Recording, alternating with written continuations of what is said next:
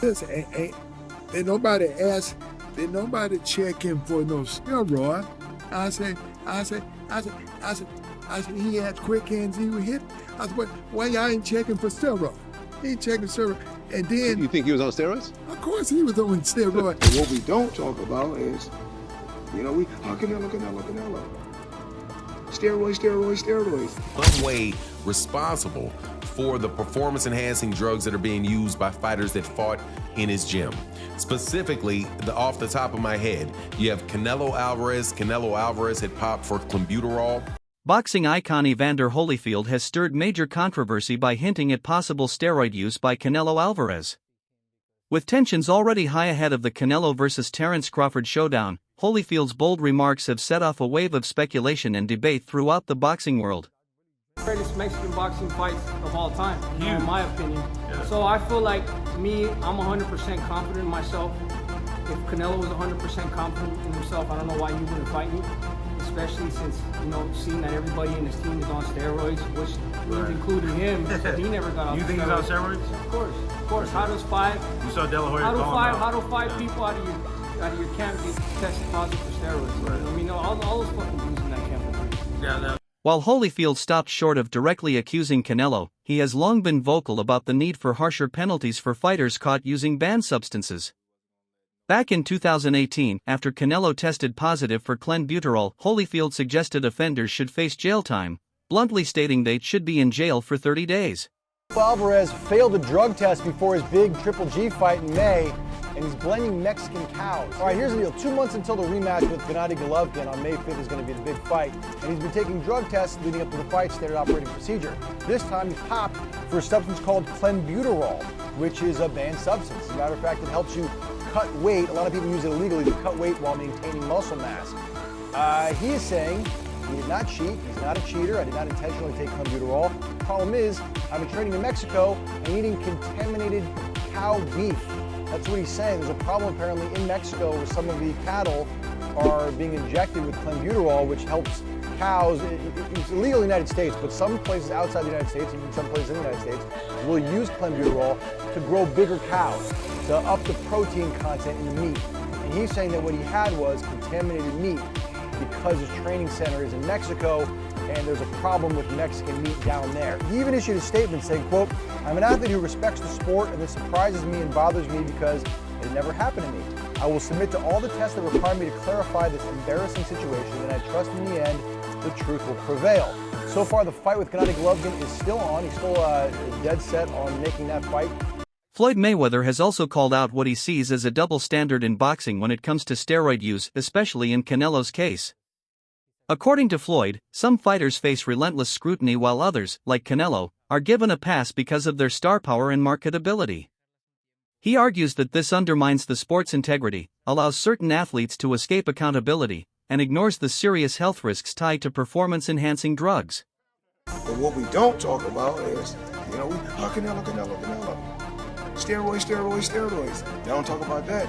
So we don't know. We really don't know all the fighters he beat. He could have been not clean in a lot of fights. Canelo, and the list goes on and on about athletes that's been cheating. Been accused of cheating or been proven? No, been proven too. This been proven. Yeah. Oh, Canelo. Oh shit. This been proven. And then Canelo talking about it was the steak that it was the meat that he was eating. So okay, now you eating. I guess you're eating steroid cows. Man, these boys kill me. David Benavidez recently took the rivalry with Canelo to another level by accusing not just Alvarez, but his entire team, of steroid use.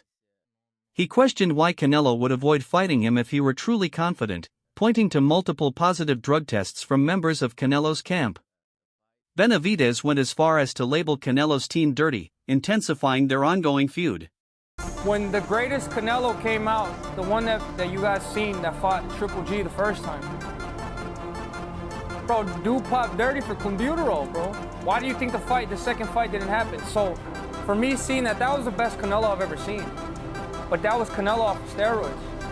Everybody else that he's fought, he fought Amir Khan, he fought Daniel Jacobs, he fought, what the f is his name, Billy Joe Saunders, Caleb Plant. These guys are all weak, bro. So for me, that's why I feel like I see Canelo Alvarez and I see like, he's not as good as everybody thinks. Because the best one that fought Golovkin that first time was off Clenbuterol. That was the best Canelo I've ever seen, and that's why he looked so good, because he was off Clenbuterol. So with the Canelo, he even got suspended for like 7 months. So it's guaranteed he He's was guaranteed he took it. He said that he ate meat that was tainted in Mexico. Now, let me ask you that I've talked to people, they said for him to test positive off a piece of meat, he would have had to eat the whole. Eddie Reynoso's gym has been under heavy scrutiny due to repeated doping allegations involving its fighters. Canelo, Reynoso's star pupil, has been at the center of past steroid controversies, and critics note that several other fighters from the camp have tested positive for banned substances. With Canelo now showing a noticeably altered physique ahead of his bout with Crawford, observers are watching closely. Pressed serious accusations about his gym. And the accusations are that people, or at least the implications are, that he is the one that is providing performance-enhancing drugs or is in some way responsible for the performance-enhancing drugs that are being used by fighters that fought in his gym. Specifically, off the top of my head, you have Canelo Alvarez. Canelo Alvarez had popped for Clenbuterol 2 times. For Fahim Satur, I'll say that he did it 2 times, even though I think it was for the same fight. But Canelo Alvarez popped dirty for Clenbuterol 2 times. You had Luis Nery, who had tested positive, but I think Luis Nery tested positive before he was with Eddie Reynoso. Then you have Ryan Garcia, who popped dirty after he left Eddie Reynoso and went over to Derek James. And then you have Oscar Valdez. Oscar Valdez popped dirty while he was with Eddie Reynoso, but at the time he was still allowed to fight. You also clearly see that you have an issue with the fight that's coming up with Canelo Alvarez and Terence Crawford, in that you have one guy that tested positive and you have another guy that looks like he's using in order to get up and continue to climb up weight classes. You know, at a certain point in time, and this is something that Rolly Romero has said, at a certain point in time, your body just doesn't do that. At a certain point in time, your body just doesn't do it. I'm 6'2", 200, and should weigh about 210. Closer to 250, but I should weigh about 210. I'm not gonna get up. If I was 210 now at 50 years old. Many boxing analysts point out that building significant muscle mass naturally in one's 30s is no easy feat. Canelo's recent transformation, appearing much larger than in previous years, has sparked fresh skepticism. Given Reynoso's camp's history of doping violations, doubts linger over whether the gains are natural or the result of something more illicit. Muscle as if I'm juicing. If for a 30-year-old, right? You remember, your body grows. Men's body can grow in height and length up until to the extreme in your 20s. By the time you're 20, your height and all that stuff is there, right? Your height and your length. In your mid-20s, you know, by the time you're 29, your musculature is pretty much there. It gets harder to gain and put on muscle after 30. On a recent episode of the Joe Rogan Experience, Rogan weighed in on the matter, revisiting Canelo's past failed Clenbuterol test and the ongoing debates over his size and performance. Rogan stressed the need for transparency and the responsibility of athletes to protect the sport's integrity. His comments further fueled speculation as the Crawford fight approaches. For many fans, the latest allegations come as no surprise, especially given Canelo's previous suspension for PED use, which they see as part of a troubling pattern.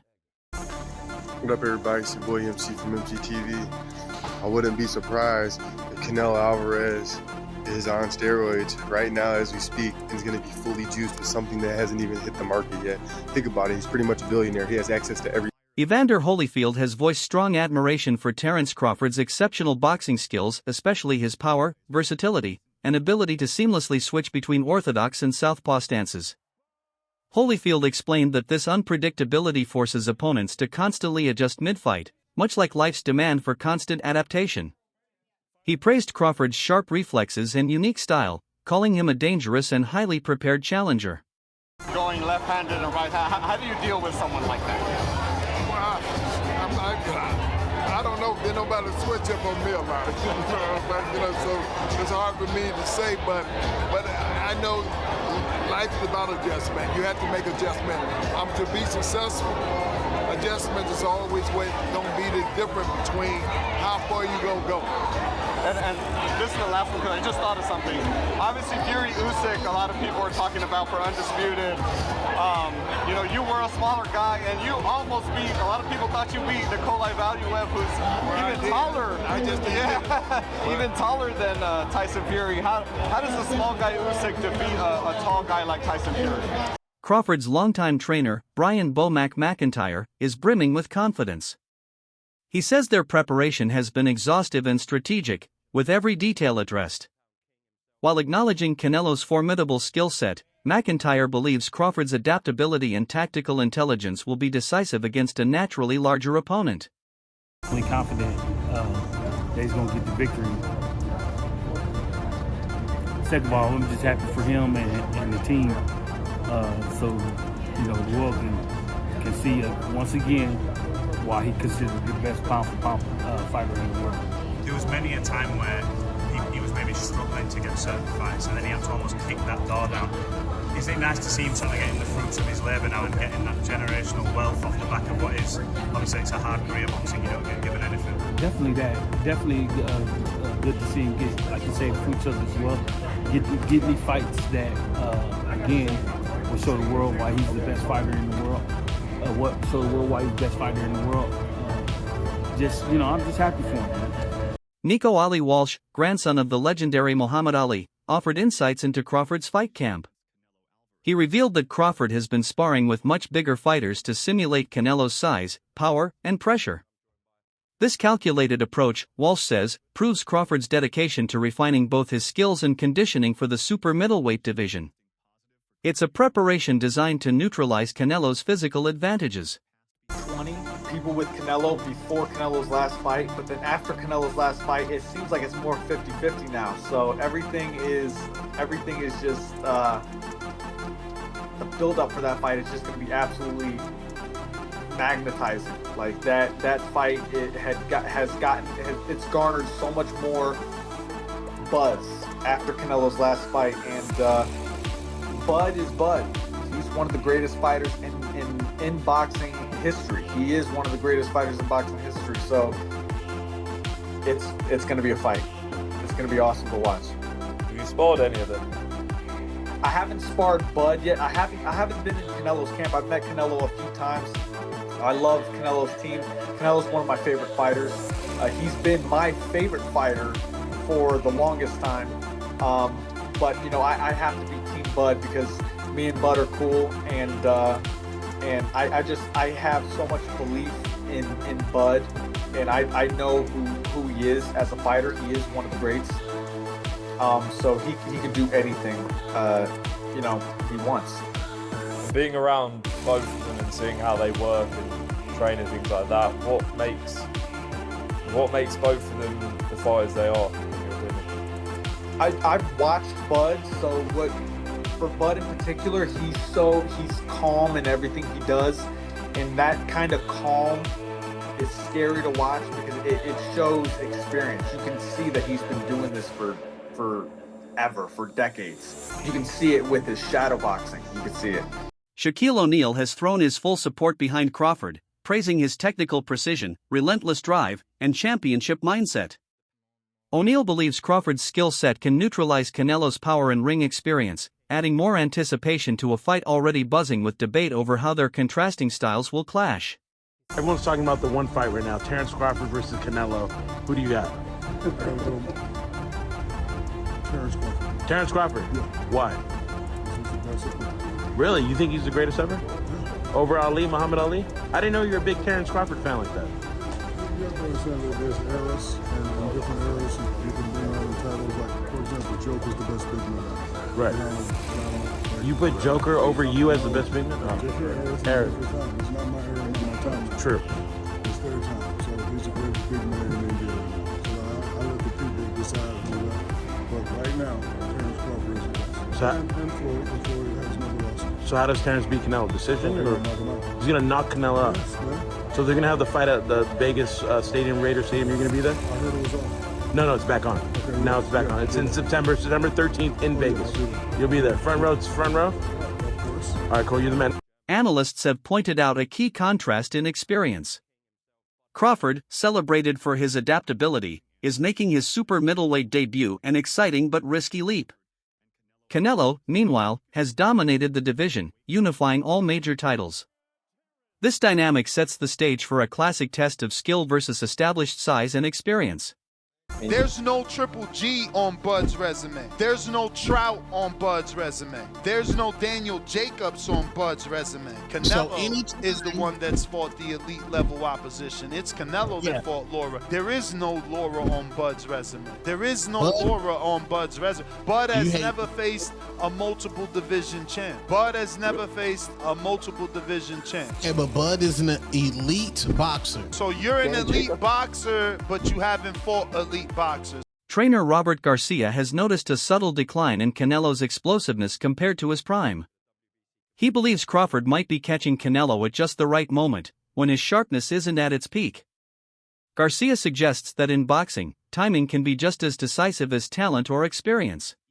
Canelo, because it's a fight that most of the people don't give Crawford a chance because of the size. But he's got skills, man. He's got skills. He's got good speed, good footwork. That's why I do give him a chance. You do give Crawford. I do give Crawford a chance, of course. Canelo's last few fights, he does his work. He gets work done, but never does that little extra to please or to. He knows he doesn't need to anymore, so he's just comfortable enough with just securing the win. He became a businessman, and I think that could be something in favor of. Many pundits agree Crawford's adaptability will be his greatest weapon. His ability to switch stances mid-fight creates unpredictable angles, forces openings, and keeps opponents off balance. Against Canelo, he'll need to adjust instantly to timing, power, and defense, treating every exchange like a high-speed chess match where the winner stays one move ahead. Crawford, on the other hand, he has been walking down his fighters, and people don't see that but me. For some reason, when I've had that tape, people were screaming cat. And it's like David Ebenezer, Errol Spence, Sean Porter, Gambo, a meme machine. Even against Madrimov, the way he won the fight was by fighting. It wasn't Floyd Mayweather sticking. This guy has been too athletically gifted, and I mean explosive, hard punching, and too strong for his ops. When he's in orthodox, he boxes more. When he switched, he becomes a puncher, and now he's coming out southpaw. He ends you. He is not, you gotta watch him fight. He does do athletic things where his hands and his feet work together, and he catches you for sure. But what he mostly do is he punishes and he bullies his ops because he walks you down and whips your ass. He's an ass whip. The question lingers, is Canelo using PEDs ahead of the Crawford fight? And should past allegations shape how we judge a fighter's integrity today?